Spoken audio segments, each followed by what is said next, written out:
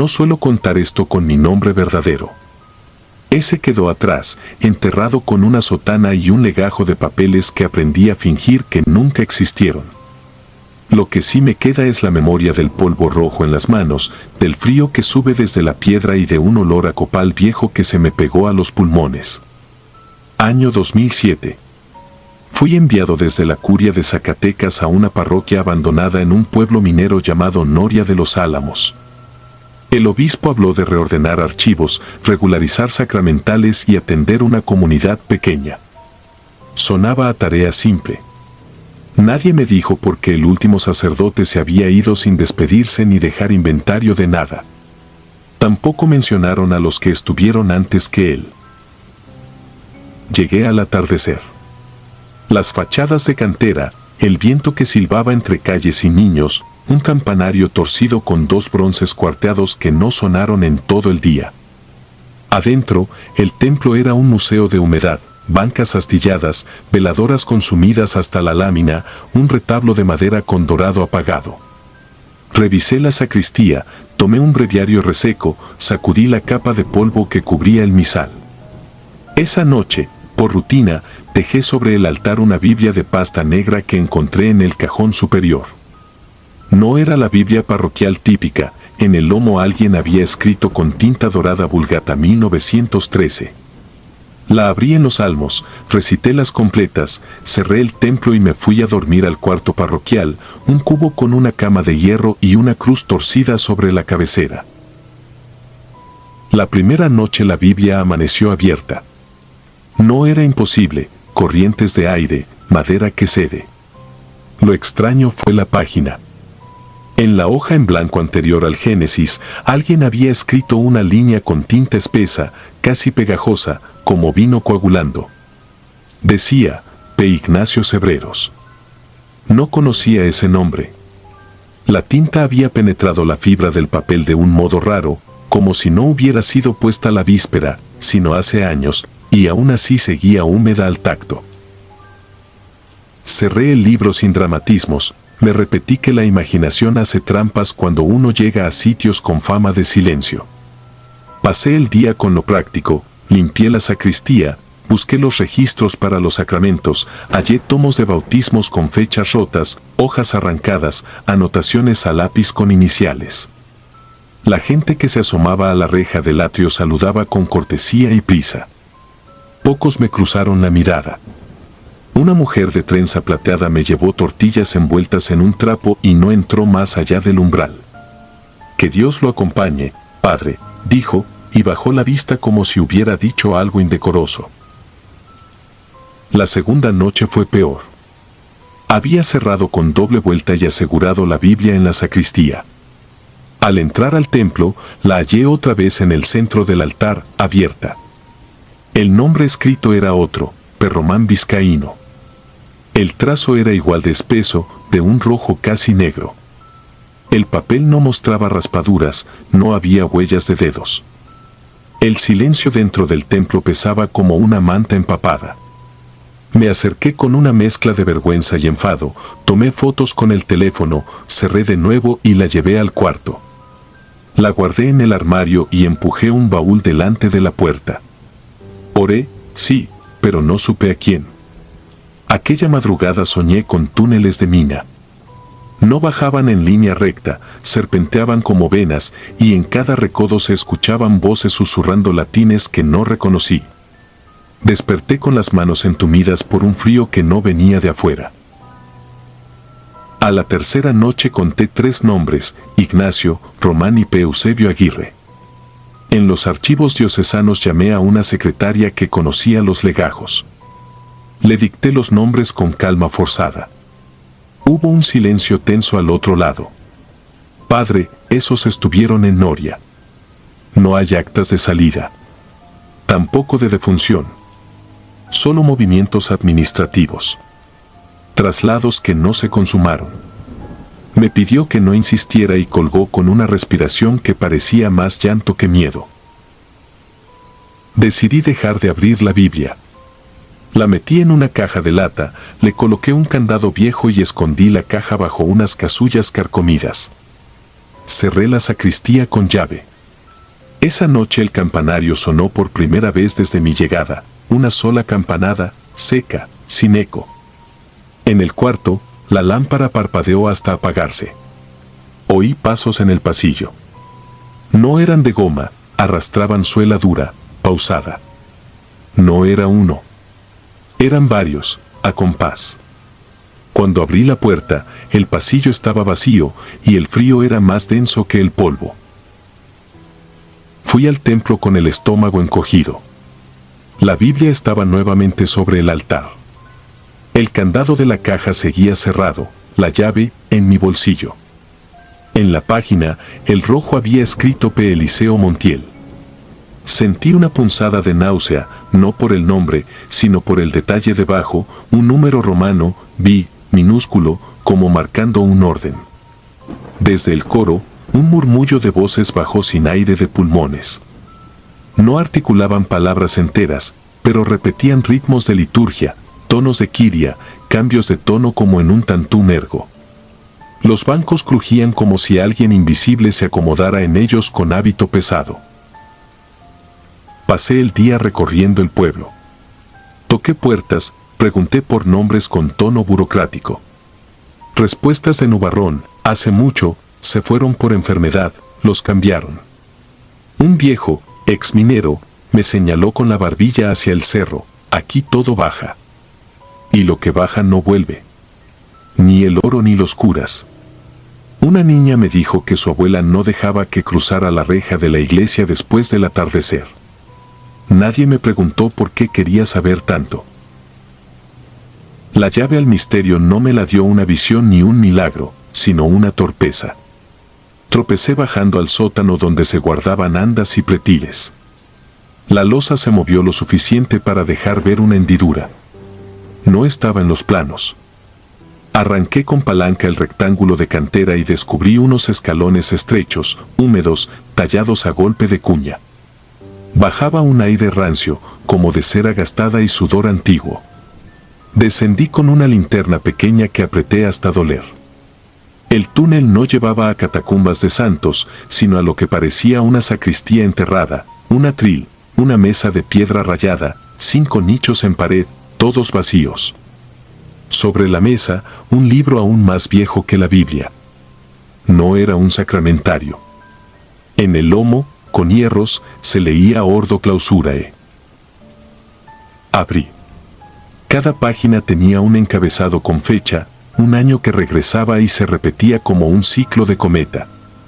Debajo, columnas con nombres de sacerdotes, acólitos y laicos. A la derecha, una marca, cruz, trazo o tajo. Algunos estaban tachados con tinta. Otros, surcados con una cuchilla que había cortado el papel hasta la madera. Al fondo, una página nueva, casi vacía. Solo un renglón con un trazo palpitante. Leí P. y mi apellido verdadero. A la derecha, un símbolo que no quise reconocer entonces, una campana diminuta, dibujada con tinta roja. No había tajo aún. Las manos me temblaron hasta que la linterna golpeó la mesa. Salí con la sensación de que el túnel quería retenerme. Tapé la boca del pasadizo, arrastré muebles, clavé tablas. Me juré quemar ese ordo. Me juré irme. Pero al atardecer, una nota apareció clavada con una tachuela en la puerta de la sacristía: sin último oficio, no hay salida. No firma. Abajo, una cruz invertida dibujada con la misma tinta espesa. El sol caía detrás del cerro como una vela que se ahoga en su propio charco. Quise negociar con Dios como quien regatea en un mercado. Preparé altar, encendí todas las velas, puse un mantel limpio, acerqué el copón y el vino, abrí el misal en una misa de difuntos. Pensé que si ofrecía un oficio por los que no habían tenido el suyo, cerraría algo sin romperlo.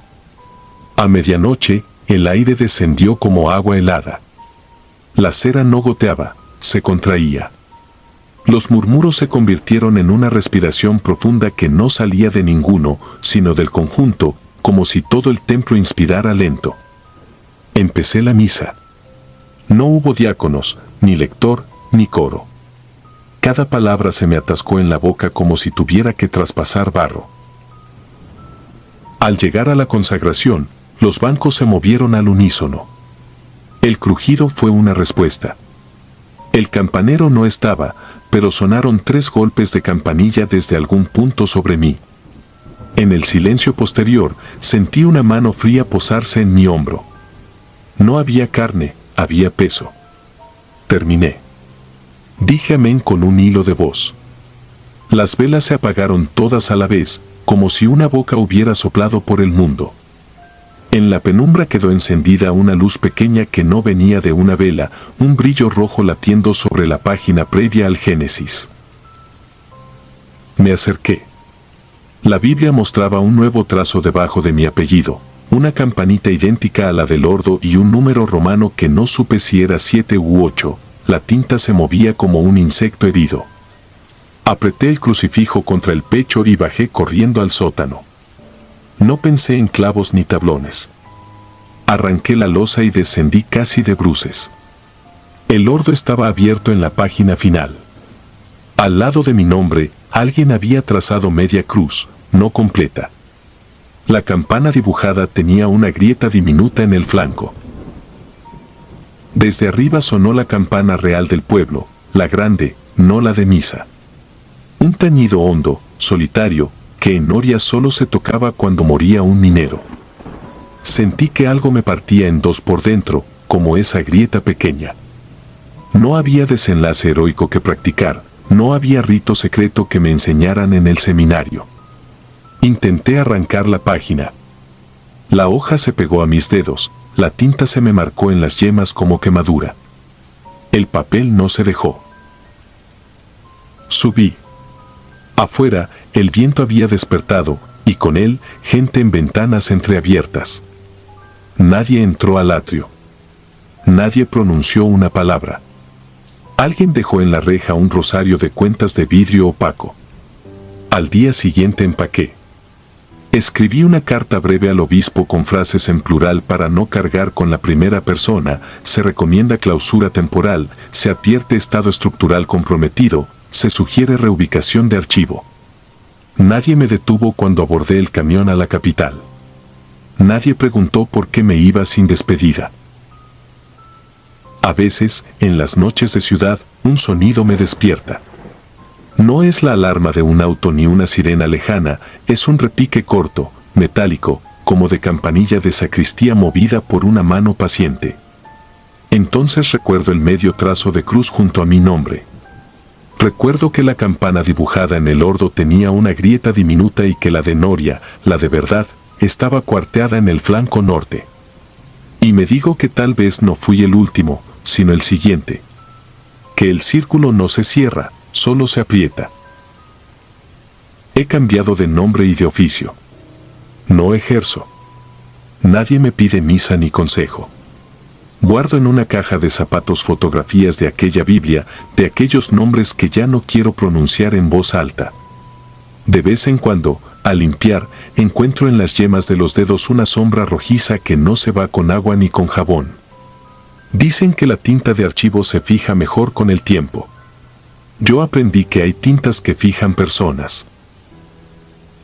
Si algún día vuelvo a escuchar 3 golpes de campanilla en una casa donde no hay altar, no es porque alguien celebre misa en secreto, sino porque a mí me toca terminar lo que dejé a la mitad. El último nombre aún no está tachado. A veces creo oír cómo se escribe solo, con la parsimonia de una mano que lleva siglos practicando la misma caligrafía. Y aunque mantenga las luces prendidas, aunque duerma con el crucifijo bajo la almohada, siempre hay un instante antes del amanecer en que el olor a copal rancio me llena los pulmones y entiendo que el polvo rojo no era de cantera. Era de nosotros. Y todavía baja.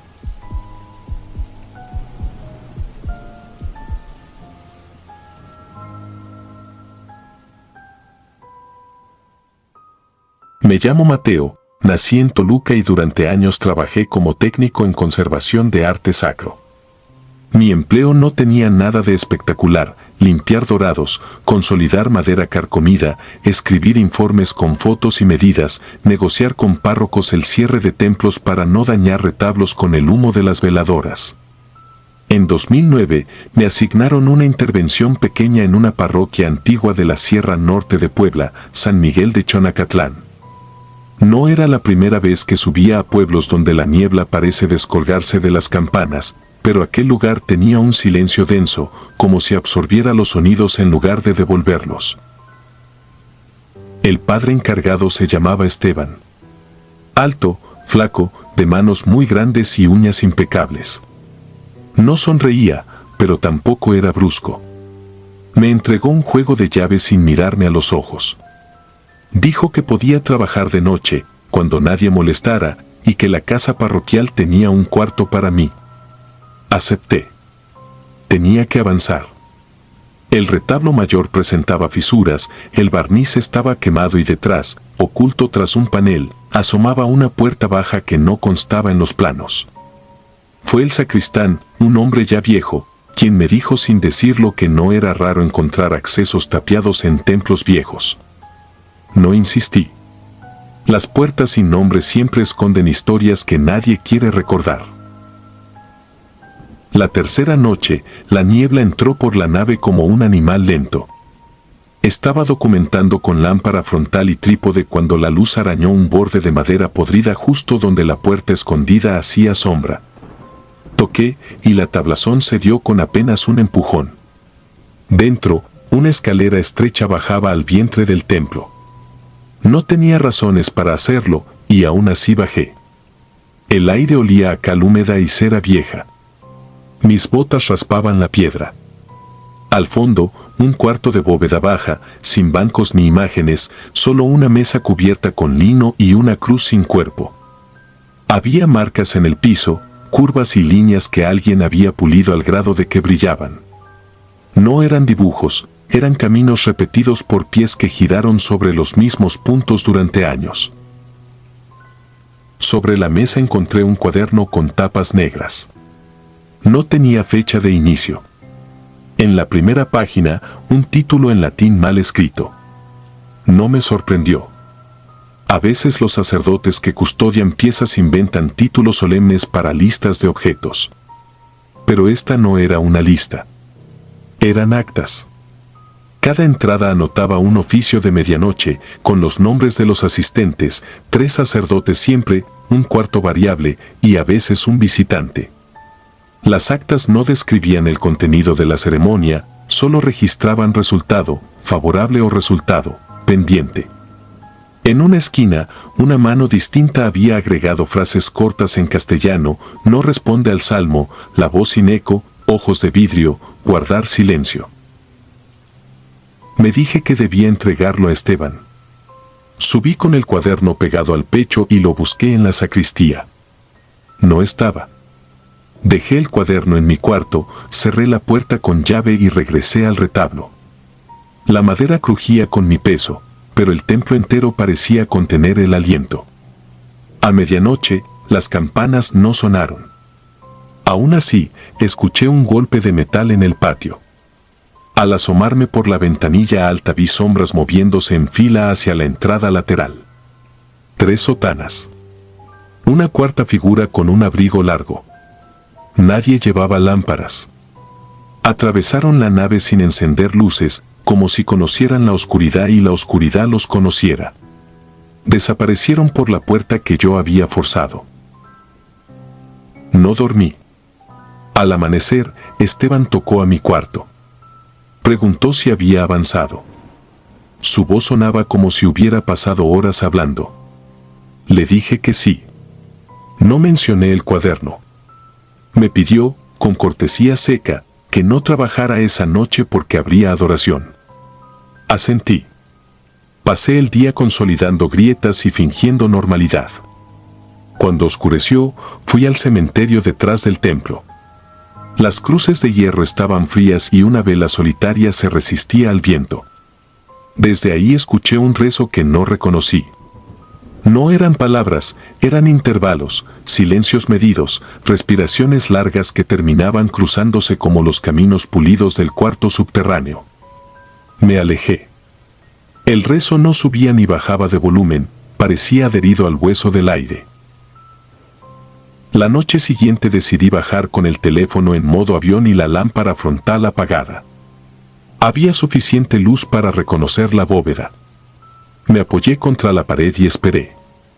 El olor a cera aumentó y la temperatura cayó de golpe, no como cuando se abre una puerta, sino como si alguien hubiera retirado del cuarto un cuerpo caliente que lo habitaba. Pasos. Sotanas rozando la piedra. No encendieron nada. Se colocaron alrededor de la mesa. Podía distinguir sus siluetas por la negrura compacta que interrumpían. Empezaron a caminar sobre las marcas del suelo y el roce de suela contra piedra trazó el círculo. No supe cuánto tiempo pasó. De pronto, se detuvieron. La voz de Esteban dijo una sola palabra. No la entendí. Lo que siguió no fue una respuesta, fue una presencia. No vibró. No venía de ningún lado. Estaba ahí, pegada por dentro a mis dientes. Era una voz de adulto cansado. Dijo mi nombre. No salté. No huí. Quise creer que había oído el aire trabarse. La voz repitió mi nombre y agregó algo que nadie vivo sabía. Un secreto sucio de familia, enterrado en la cocina vieja de mi casa, cubierto con cemento bajo un mosaico rajado.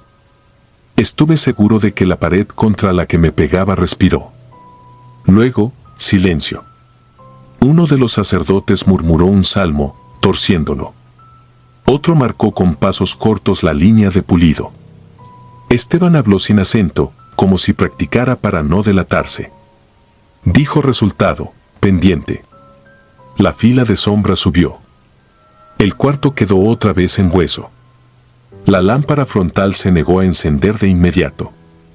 Cuando la luz por fin se clavó en la mesa vi algo que no estaba antes, una tarjeta con mi nombre completo y una fecha. Regresé al cuarto con la tarjeta pegada al pecho. El cuaderno negro había desaparecido. No forcé la cerradura. No tenía razón para estar. Hice una maleta torpe y metí los pinceles como cayeran. En la puerta me alcanzó el sacristán. Tenía los ojos brillantes, no de llanto, de fiebre. Dijo que si el padre hacía preguntas, yo no había visto nada. No esperó respuesta. Me sujetó el antebrazo con una fuerza desproporcionada y me dejó la piel enrojecida con la forma precisa de sus dedos. Volví a Toluca. Entregué un informe pálido, lleno de tecnicismos. Me pagaron. Dormí mal muchos meses, con el oído abierto para esa voz pegada a los dientes. No rompí la tarjeta. La guardé entre papeles de impuestos, como si el desorden la volviera ingenua.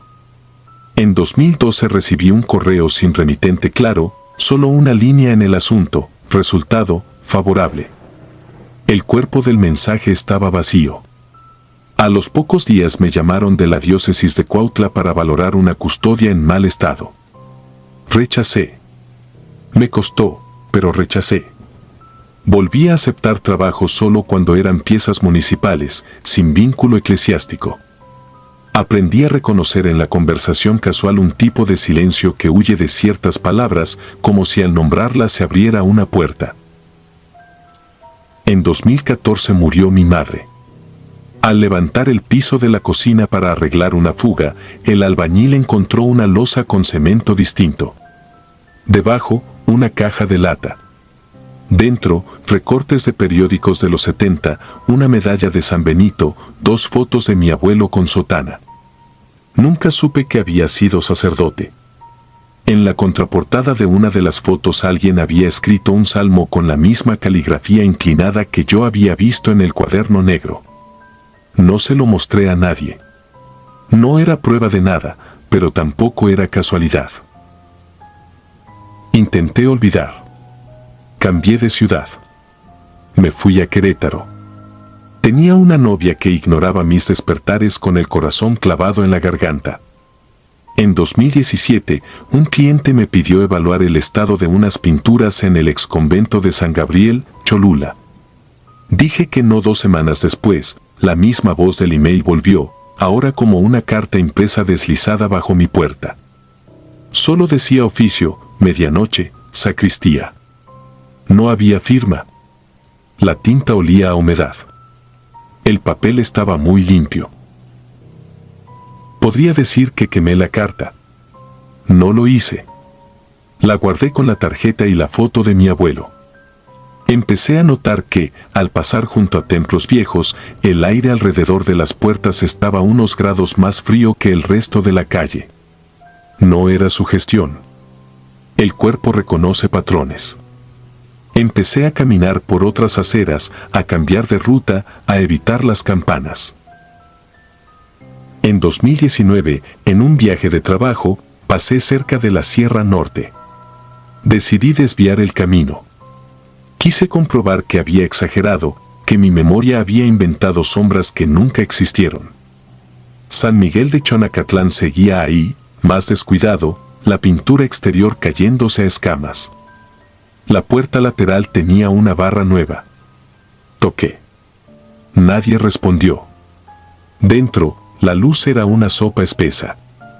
El retablo estaba peor. Me acerqué al panel trasero. La tablazón que yo había forzado estaba repuesta con madera más dura, alquitranada. No quise buscar herramientas. Apoyé la oreja.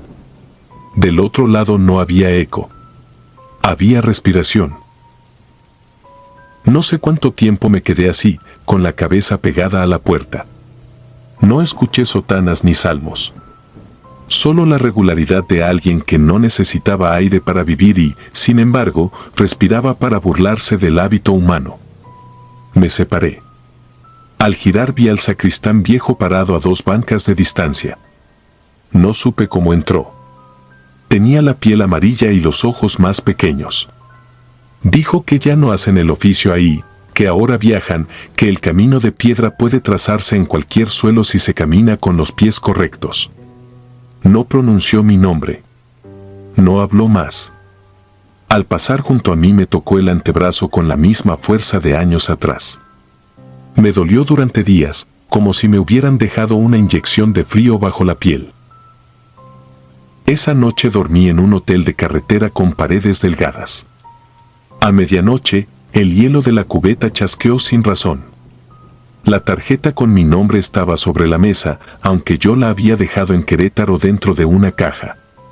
La fecha impresa había cambiado, ahora era la de ese día. No llamé a nadie. No recé. Me senté a ver cómo avanzaba la humedad por una mancha del techo. A las 3:10, una campana que no existía sonó una sola vez. El sonido no vino de afuera. Cayó desde muy arriba, como si la habitación tuviera una bóveda enorme y invisible. Desde entonces, cuando alguien me pregunta a qué me dedico, digo que ya no restauro retablos. Que hago marcos sencillos y cajas para fotos. Miento por prudencia. Lo cierto es que no quiero volver a abrir una puerta sin nombre. He aprendido a vivir con el peso de esa voz que se pega a los dientes y con la certeza de que los sacerdotes más serenos no son los menos peligrosos. He visto la manera en que caminan, siguiendo líneas invisibles que otros abrieron con pasos repetidos. Y sé, por encima de cualquier superstición, que el oficio de medianoche no exige siempre un poseído. A veces solo reclama presencia, lista, dócil, respirando. A veces solo anota un nombre y una fecha, y espera. Mi tarjeta sigue cambiando sola. No la toco. Está en un cajón, encima de la foto de mi abuelo. Cuando la luz baja a cierta hora, la tinta se humedece, como si acabaran de escribir. No lo digo por dramatismo. No busco convencer a nadie. Cuento esto para explicarme por qué evito plazas con templos, por qué me detengo en las esquinas cuando escucho un golpecito de metal en patios donde no hay campanas, por qué me sudan las manos cuando una puerta no tiene título. Si un día desaparezco sin dejar mensaje, si un vecino recuerda que me vio salir sin equipaje a la medianoche, no busquen testigos ni cámaras. Busquen debajo de los retablos, en la parte que no aparece en los planos. Ahí donde las líneas del suelo ya brillan. Ahí donde la voz no tiene eco porque no necesita resbalar por el aire. El resultado, me temo, ya es favorable.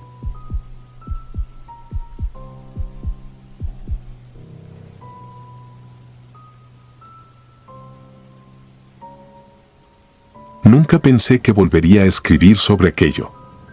Ni siquiera conservo ya la fe mínima que uno guarda como costumbre. Yo fui un hombre de iglesia, laico consagrado y auditor de bienes del arzobispado de Zacatecas. Mi trabajo era revisar cuentas de parroquias pequeñas, inventarios de sacristía, reparar grietas en la administración que nadie veía porque nadie miraba hacia esos pueblos que van quedando como fotos quemadas por el sol. En 2009 me encomendaron la capellanía de San Jerónimo de la Sierra, a 3 horas por terracería desde Pinos. Un pueblo minero que había perdido minas y devotos, pero no sus campanas. Tocaban solas algunos atardeceres, me dijeron, como si alguien ensayara para una misa a la que nadie acudía. Llegué una tarde de octubre. Las casas, de piedra y adobe, parecían habitadas por su propio polvo. La parroquia se levantaba en lo alto, con una torre sin cruz y una verja de hierro con flores de herrumbre.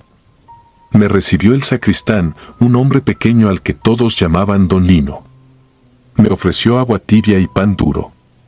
El cura, el padre Urrutia, estaba ausente, según él, atendiendo asuntos en la comunidad vecina. Yo venía a revisar los libros y el inventario, a comprobar que las fincas de la parroquia no hubieran pasado de mano en mano sin permiso del arzobispo. Papeles, sellos, firmas. Nada que asuste a nadie.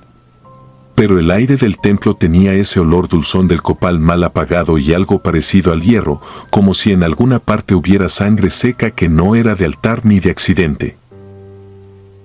El primer día repasé partidas de bautismos atrasadas, diezmos que llegaban y se quedaban en algún bolsillo intermedio. Lo normal.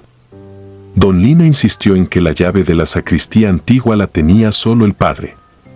En el libro de defunciones encontré páginas arrancadas entre 2003 y 2005.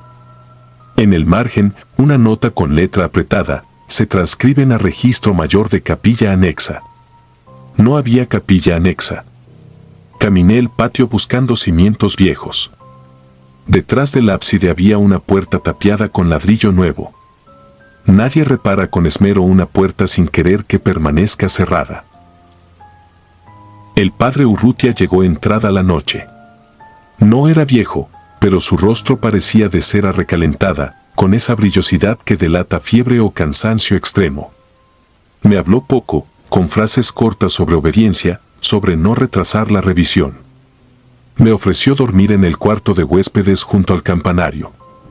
En el silencio apenas se oían chicharras y, a ratos, un murmullo que no supe ubicar. No salía de las casas. Venía de los muros, del suelo mismo. Pensé en tuberías, en viento atravesando huecos. Cerré la ventana. El murmullo siguió, como si una garganta pronunciara sílabas demasiado juntas para ser idioma. El segundo día revisé el inventario de objetos sagrados. Faltaban custodias menores, 2 cálices, un misal del siglo XIX cuyo registro aparecía con la anotación prestado. Nadie presta un misal antiguo a un pueblo que ya no tiene escuela. En los ingresos aparecían donativos extraordinarios cada 6 semanas, siempre en efectivo y firmados con el mismo trazo, una sola inicial, una P manuscrita con trazo doble. Pregunté. Nadie sabía quién era P. En el libro de visitas pastorales hallé un recibo suelto, humedecido por el tiempo, fechado en 2004. Al reverso, escrito a lápiz, un fragmento en latín mal copiado, ut silere facias quod clamitat. Que hagas callar lo que clama. Lo leí 2 veces porque reconocí el tono, más que la gramática. No era de misa. Era de algo que se pide en la oscuridad. Esa tarde, mientras inspeccionaba la torre, escuché las campanas. Repicaban sin ritmo, golpes torpes, como si una mano insegura buscara una secuencia que solo ella conocía. Apreté la escalera. Encontré la cuerda fija, inmóvil. El sonido provenía de arriba, pero la campana no vibraba. Era un repique sin objeto. Me temblaron las piernas con la certeza de que el oído a veces comete crueldades. Bajé despacio, sin mirar los ventanales por miedo a ver una forma donde no la había. Al llegar al atrio, el murmullo volvió a ese volumen que parece pensamiento propio. Sentí que alguien deslizaba un dedo húmedo por mi nuca. No había viento. Esa noche no pude dormir. Me quedé sentado, calzado, con un rosario que no rezaba desde hacía años. A medianoche, la puerta del cuarto vibró como si del otro lado un niño apoyara la frente buscando calor. Me acerqué. Nadie. En el pasillo, una sombra corta cruzó hacia la sacristía. No camina así una sombra. La seguí sin uñas, con la respiración contenida hasta el dolor. La puerta de la sacristía nueva estaba abierta. Dentro, el olor a cera y hojas húmedas era más fuerte. Sobre la mesa de madera, envuelto en lino, reposaba un misal con esquinas de metal negro. Lo abrí. Donde debían estar las oraciones se mezclaban antífonas con frases que no pertenecían a ningún rito. Reconocí el nombre de San Cipriano andando por los márgenes, intercalado con nombres de pueblos de la sierra.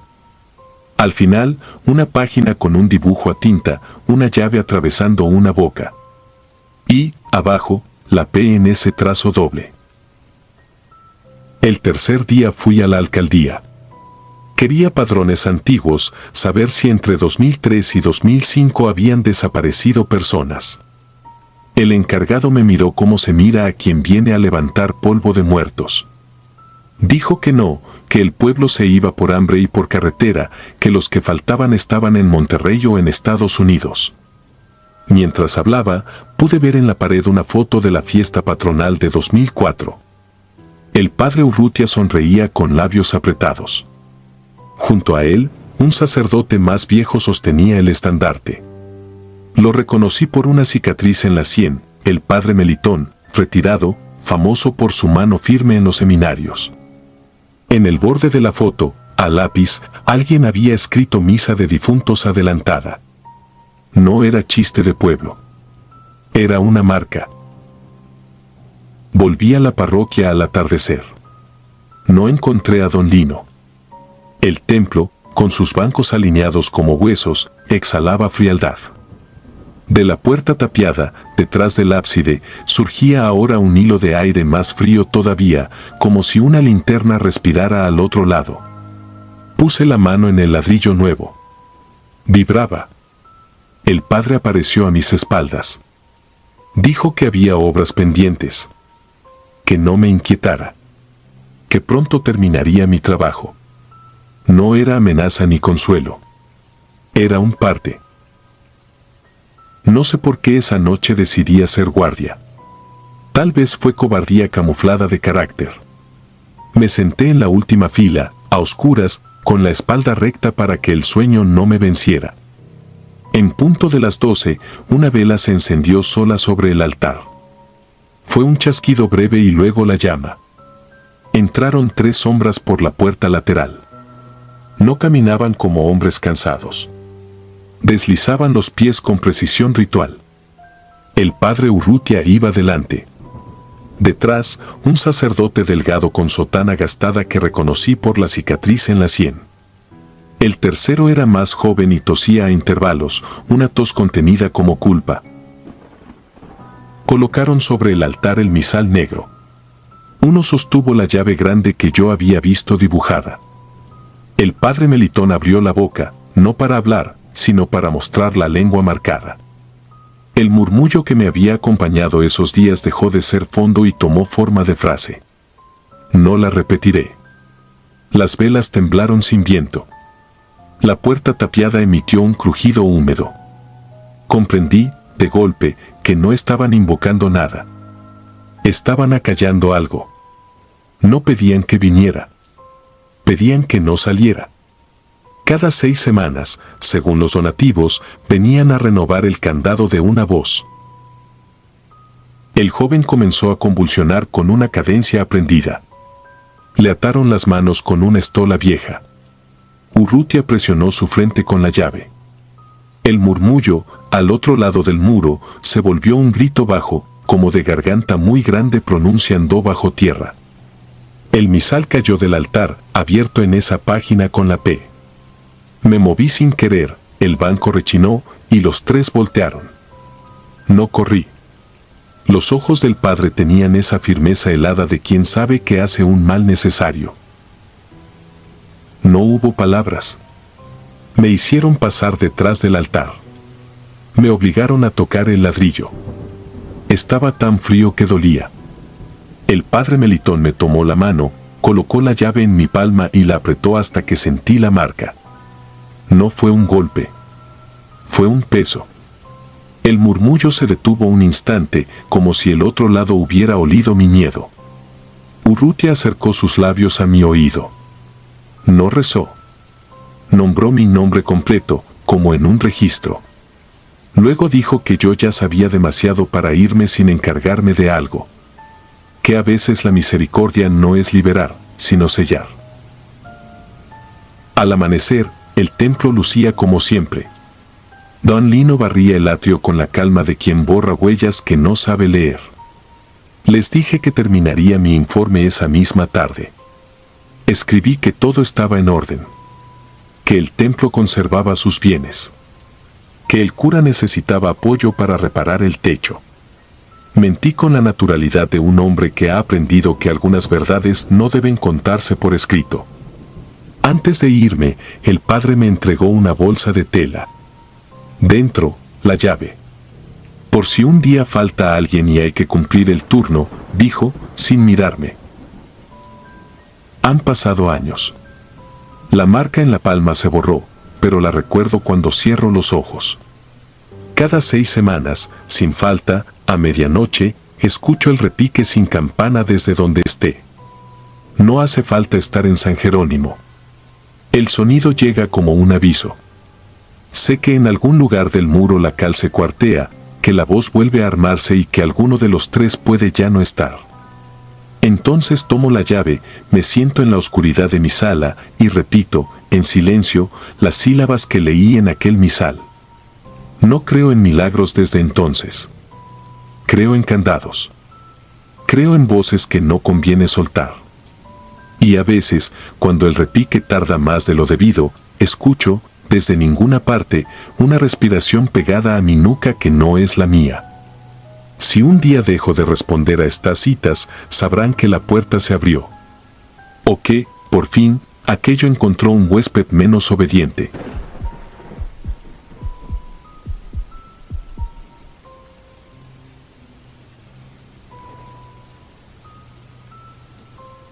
No soy ingenuo. He servido a la iglesia desde antes de que mis manos tuviesen estas manchas persistentes de aceite de crisma. He visto lo que la mayoría niega para conservar la cordura, cuerpos que se curvan contra su anatomía, murmuraciones en idiomas extintos, casas donde el agua bendita hierve como si algo respirara debajo. Aún así, lo que conocí en la parroquia de San Jerónimo, en un pueblo minero de Zacatecas en 1998, es la única experiencia que todavía me obliga a rezar con la luz encendida. Me enviaron con una solicitud ambigua, ruido sin causa aparente en la sacristía, velas que se consumían a una velocidad imposible, una sensación de opresión que volvía a los feligreses hoscos y silenciosos. El párroco, un hombre robusto llamado Esteban, me recibió con ese alivio que no es cortesía, sino necesidad. Dijo que todo había empezado unos meses atrás, cuando repararon el techo, al retirar tablas carcomidas, encontraron, oculto entre las vigas, un paquetito envuelto en lino con manchas marrones. Dentro, medallas rotas, un rosario incompleto y una llave oxidada. La iglesia era de piedra, sobria, levantada en el siglo XVIII con manos que conocían la cantera y el hambre. Desde la entrada sentí el aire espeso, con ese olor a humedad que no es solamente agua detenida, sino tiempo estancado. El retablo brillaba bajo la luz de las velas nuevas, pero la sacristía parecía tragarse el resplandor a pocos pasos. Al cruzar su umbral, el piso de mosaico emitió un crujido leve, como si debajo hubiese algo hueco. A la izquierda estaba el armario de ornamentos. Al fondo, un confesionario antiguo, de madera negra gastada, con tallas casi borradas.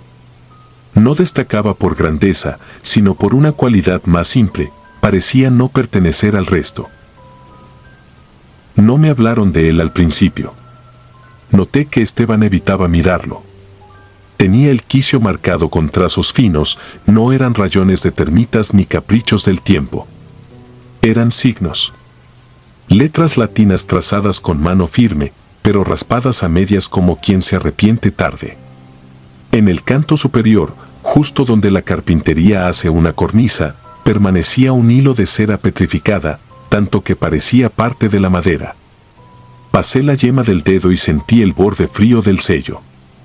No quise romperlo. No aún. Hice lo básico.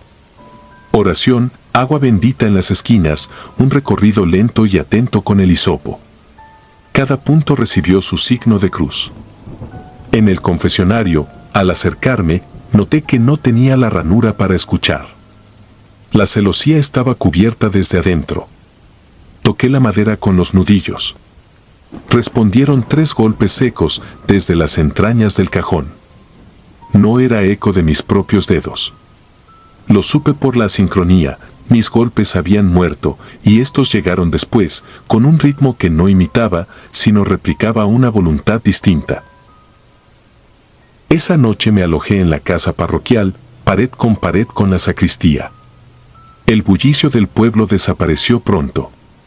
En el silencio, la iglesia empezó a moverse. Sonidos de madera que se dilata, gotas dentro de tuberías viejas, sí, pero también algo más selectivo, casi racional, pasos que no cruzaban el templo, sino que bordeaban el umbral de la sacristía sin entrar. A medianoche, el aire cambió.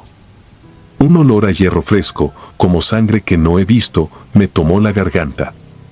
Escuché entonces una respiración que no venía de un pecho, sino de un hueco. 3 golpes, de nuevo. Y una frase susurrada como si se formara en el oído más que en el ambiente: «Noli me relinquere». No me abandones. Por la mañana fui a los archivos. El cuarto estaba encima del bautisterio, cajas apiladas, papeles atados con cordel. Le pedí al sacristán, un hombre enjuto de manos temblorosas, las actas antiguas. Tardó en hallar los legajos atados con cuero. Entre cartas de hacendados y censos de almas, apareció un cuaderno en mal estado, fechado en 1761. El escribano era meticuloso. Anotó un incendio leve en una capilla lateral, la compra de casullas, el arreglo de un órgano. En las últimas páginas, la letra cambió, apretada, nerviosa, con tachones. Hablaba de un sacerdote, el padre Severiano, llegado de otro obispado con fervor extraño. Decían que imponía penitencias fuera de toda prudencia a quienes confesaban pecados que él llamaba de raíz. Se relataba su costumbre de celebrar un oficio a medianoche en la sacristía, sin monaguillos, sin testigos, con el confesionario como altar. La palabra oficio estaba raspada y en su lugar, con tinta más reciente, alguien escribió negro. El cuaderno terminaba mal. Una anotación corta, sin fecha exacta, se le amuralla para su corrección. Se sella el mueble. No abrir. Habían convertido el confesionario en prisión. No por justicia ordinaria, sino por una teología deformada que confunde disciplina con crueldad. No había más. Cerré el cuaderno y noté que mis dedos habían dejado un rastro de polvo más oscuro que el resto. Como si el papel sudara. Regresé a la sacristía. El confesionario parecía haber retrocedido 1 centímetro, no por movimiento visible, sino por esa ilusión de perspectiva que deja la madera cuando absorbe humedad. Coloqué la llave oxidada del paquetito en la cerradura inferior, más por descarte que por esperanza. Giró. Un sonido breve, tímido, de mecanismo que se despierta. No abrí. No iba a improvisar. Coloqué el hisopo en alto y recité las oraciones que corresponden cuando se sospecha de un encierro indigno. Al terminar, el hisopo olía a aceite rancio. La tarde cayó con prisa. El sacristán no quiso quedarse. Esteban fingió trabajo en el despacho, pero sus pasos terminaron alejándose. Me quedé solo. A las 11:40, la temperatura descendió. Las velas dudaron como si el aire aspirara. A las 11:59, el primer golpe. Luego otro. Hasta completar 3. El mismo compás. La misma insistencia. Coloqué mi mano sobre la puerta. La madera respondía tibia. No tibia de vida, sino de algo que conserva calor donde no debería. Empezó entonces lo que no sé decir sin traicionar el tono de lo real. La celosía sellada dejó salir un hilo de salmo, pero al revés. No sonaba demoníaco ni grotesco, sonaba a hombre viejo, a garganta con polvo, repitiendo lo último que sabe repetir para seguir siendo alguien. Palabras latinas sin fuerza, pero con ritmo. Entendí una frase suelta, promé, por mí. No había súplica abierta. Era un ruego de quien nunca supo pedir de frente. Tal vez ni ahora. Retiré la mano. Sentí 4 surcos en la piel, sin sangre, como marcas de dedos ajenos que no aprietan sino se adhieren. El dolor vino tarde. Puse la llave de nuevo y la retiré sin girar. No me correspondía abrir. Mi oficio no es el de romper sellos antiguos sin mandato. Mi oficio es el de nombrar rectamente lo que ocurre. Y lo que ocurría allí no era solamente un fenómeno. Era una penitencia que había invertido sus polos, ya no corregía al culpable, sino que, como un campo imantado, atraía culpas nuevas de los vivos. Volví a la casa parroquial y escribí un informe que desaconsejaba toda manipulación del mueble, recomendaba una clausura litúrgica y la celebración de misas por el alma de los sacerdotes anónimos que allí hubiesen actuado, no para liberarlos, sino para liberar el espacio del sentido torcido que los sujetaba. Dormí a ratos. A las 3:12, alguien se arrodilló al otro lado de mi pared. No hubo pasos previos ni crujidos. Solo el sonido exacto de rodillas con sotana rozando piedra. Después, un llanto obstinado, sin lágrimas, un ruido bronco que no pedía perdón ni justicia, apenas continuidad. A la mañana siguiente, revisé el piso de la sacristía. Golpeé con los nudillos, escuchando vacíos. Frente al confesionario, el mosaico devolvía un sonido distinto. Llamé a Esteban. Quitamos con cuidado 2 piezas sueltas. Debajo no había una cámara, como temía, sino un hueco ciego de 20 centímetros con cenizas compactadas y huesos pequeños de aves. Entre la ceniza, monedas con cruz tallada y el cabo de una cuerda quemada. No eran signos de un crimen, sino de rituales. La cuerda olía a grasa animal. El hueco explicaba el crujido que había oído la primera tarde. No explicaba lo otro. Sellamos el piso de nuevo. Celebramos una misa simple. Yo no esperé un prodigio. Tampoco lo hubo. Pero a partir de esa tarde, el aire dejó de oler a hierro. Las velas quemaron con ritmo normal. Esteban me escribió 2 semanas después, los golpes cesaron. La gente volvió a comulgar sin mirar sus manos. El sacristán dejó de tartamudear al cerrar con llave. Me dijo que la única novedad, y lo anotó al final como quien no sabe si agregarlo o callarlo, es que algunos feligreses creían ver cada tanto, al final del templo, a un hombre de sotana arrodillado, siempre en la misma posición, la espalda recta, la cabeza baja. No miraba el confesionario. Miraba el piso frente a él, como si esperara escuchar el timbrazo de una campanilla imposible que le diera permiso de comenzar. No volví. No por miedo. Tal vez sí. pero sobre todo porque entendí que hay espacios cuya curación no ocurre con presencia, sino con distancia. Sin embargo, desde esa temporada, cuando confieso a alguien que no se perdona a sí mismo, percibo a veces, en el segundo silencio antes de dar la absolución, una fragancia antigua, mezcla de cera y resina, como las que encontré petrificadas en la cornisa del confesionario. En mi escritorio, la llave oxidada del paquetito ya no estaba. No supe si la extravié. Preferí no buscarla. He pensado mucho en el padre Severiano, si ese era su nombre, en quien decidió amurallarlo. En sí, cuando cerraron la celosía, alguien tuvo la valentía de preguntarle por su miedo. No lo justifico. He visto a sacerdotes convertir la penitencia en exhibición y el poder en un lenguaje privado que rompe almas con la convicción de estar salvándolas. Pero también sé que la maldad no grita siempre, a veces se arrodilla y espera. Lo que sigue ahí, en San Jerónimo, no pide salida. Pide continuidad. Que cada medianoche, aunque no haya oficios, alguien recuerde que la puerta sigue cerrada y la llave en alguna parte. Hace unos días, desperté a las 3:01. No había razón. Ningún ruido. Solo el deseo súbito de levantarme. Caminé descalzo hasta la salita de mi departamento. La madera, fría. En el crucifijo de la pared, una vela que no encendí brillaba como si hubiese atrapado dentro la última luz del día anterior. Me quedé quieto. No escuché golpes. Tampoco susurros.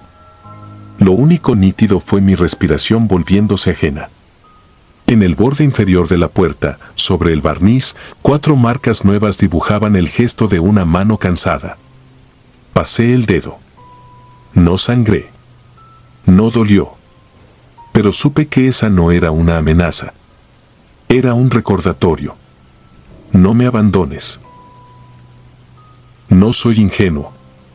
Y, sin embargo, hay noches en que me sorprende a mí mismo esperando, sin admitirlo, el tercer golpe.